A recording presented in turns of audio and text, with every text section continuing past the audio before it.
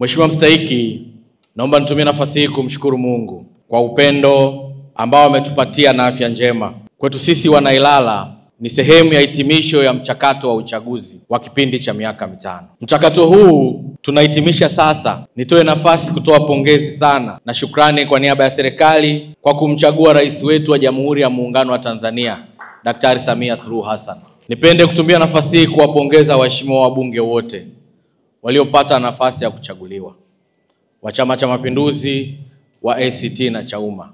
Lakini niwapongeze kupitia wilaya yetu ya Ilala, amesema mkurugenzi, tumempata spika wa Jamhuri ya Muungano wa Tanzania, Mheshimiwa Zungu. Tunamshukuru Mungu, tunamshukuru rais wetu. Ametuona wana Ilala, ametushukuru kwa kutupatia spika. Na wabunge tunawashukuruni, mmemchagua kwa kiwango kikubwa sana. Mheshimiwa Zungu, tunawasema asanteni sana. Ndugu Mstahiki Meya na ndugu viongozi na waheshimiwa madiwani, uchaguzi karibia tumehitimisha leo. Ambaye alikuwa amini, uchaguzi tumehitimisha leo, ambapo safu ya halmashauri ya jiji la Dar es Salaam imekamilika. Sasa kilichobaki kama wana Ilala, halmashauri ya jiji la Dar es Salaam, ni kwenda kufanya kazi. Tunakwenda kufanya kazi kwa sababu nyenzo za kufanyia kazi tayari tunazo. Hakuna mtu kati yetu atasema nayo nyenzo yake. Nyenzo ya kwanza ya kwenda kufanyia kazi ni ilani ya Chama cha Mapinduzi, ambaye Mheshimiwa Rais amezunguka nchi nzima akiinadi.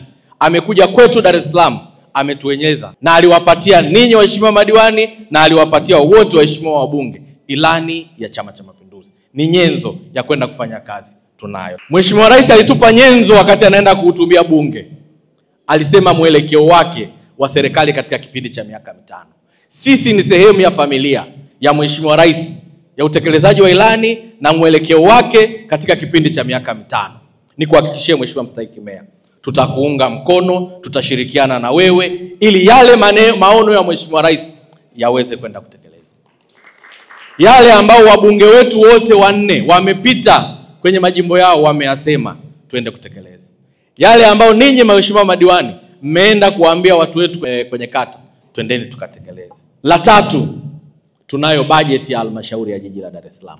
Ilipendekezwa na ilipitizwa na waheshimiwa madiwani waliotangulia, ambayo tunakwenda kuikamilisha ili mwakani mtengeneze ya kwenu. Hiyo ni wajibu wetu kwenda kuisimamia, kuhakikisha inakwenda kukamilika.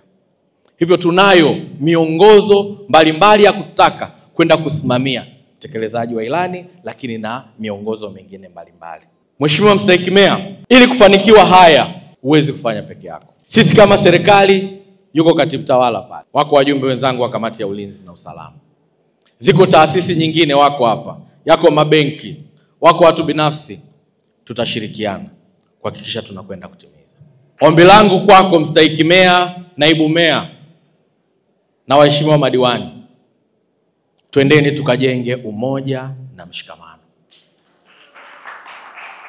Wakati unajenga umoja na mshikamano, tambua mchakato wa uongozi ni wa kila mtu anampenda fulani na mwingine anampenda fulani. Lakini tunapokwenda kutumikia halmashauri yetu ya jiji la Dar es Salaam, tunapaswa kuwa wamoja. Na Mheshimiwa Rais atafarijika akiona sisi jiji la Dar es Salaam tunakuwa mfano wa kuonyesha umoja na mshikamano wetu.